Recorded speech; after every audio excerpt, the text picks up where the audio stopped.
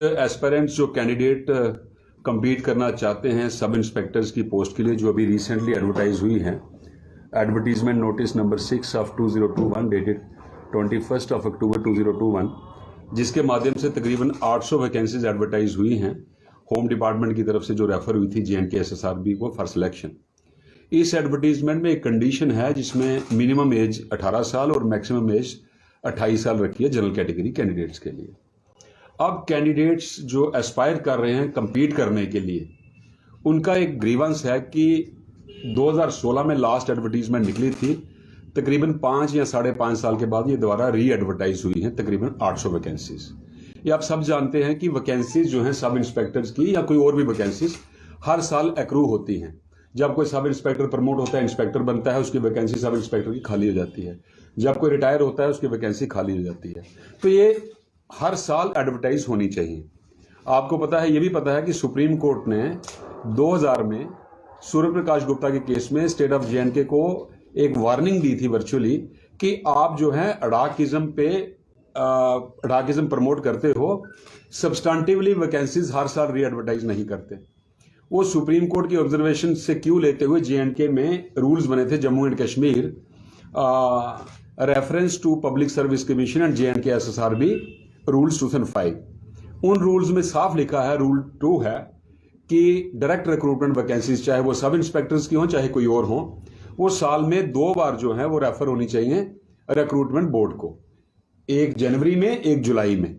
और आप ये भली भांति जानते हैं, अगर ये 5 साल वैकेंसीज एडवर्टाइज नहीं हुई, अगर ये 2 बार एडवर्टाइज हुई होती पिछले 5 साल में, जो बच्चे उस टाइम 18 साल या 21, देखिए ग्रेजुएशन मिनिमम एलिजिबिलिटी है, ग्रेजुएशन 21 साल से पहले नॉर्मली कोई करता नहीं है, तो 7 साल उनको चांस मिलता है। तो अगर ये 5 साल में 10 बार पोस्ट एडवर्टाइज हुई होती तो इन बच्चों को 10 चांसेस मिलते। चलो 10 बार नहीं होती, 5 बार एडवर्टाइज होती तो 5 चांसेस मिलते। अब कुछ बच्चे 22 साल की एज में ग्रेजुएशन करते हैं, कुछ 21 साल में। जिन्होंने 22 साल की एज में ग्रेजुएशन की उनको तो 1 चांस मिला, कईयों को 1 भी नहीं मिला होगा।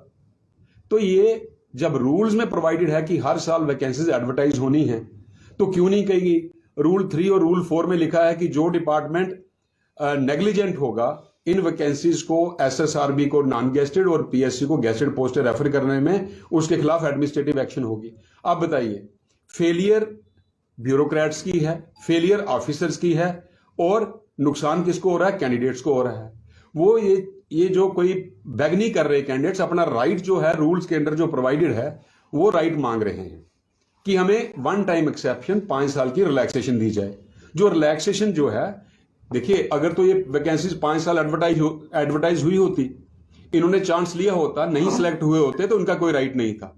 अब इनका राइट जो है वो एक्रू कर रहा है, वो राइट फ्लो हो रहा है इनका रूल्स के अंदर। रूल्स किसने बनाए? सरकार ने बनाए। सरकार अपने ही रूल्स को वायलेट करती है तो उन कैंडिडेट्स का राइट है जो टेक अवे होता है। तो मेरी आपके माध्यम से ऑनरेबल लेफ्टिनेंट गवर्नर साहब से, कमिश्नर सेक्रेटरी या प्रिंसिपल सेक्रेटरी होम डिपार्टमेंट से और DGP जम्मू कश्मीर से ये एक रिक्वेस्ट है कि इन बच्चों के साथ जस्टिस किया जाए, और जो इनजस्टिस इनके साथ 5 साल में हुआ है उसको अनडू किया जाए, और एज 1 टाइम एक्सेप्शन इनको 5 साल की रिलैक्सेशन अपर एज में 28 साल से बढ़ा के 33 साल या 32 साल तक 1 टाइम दी जाए, ताकि इनका जो राइट है, जो टेक अवे हुआ है, वो इनको रेस्टोर हो। इतना ही मेरा कहना है। और इससे एक चीज और होगी, देखिए सिलेक्शन बोर्ड या PSC सिलेक्शन क्यों करती है? ताकि मेरिटोरियस बच्चे आगे आए।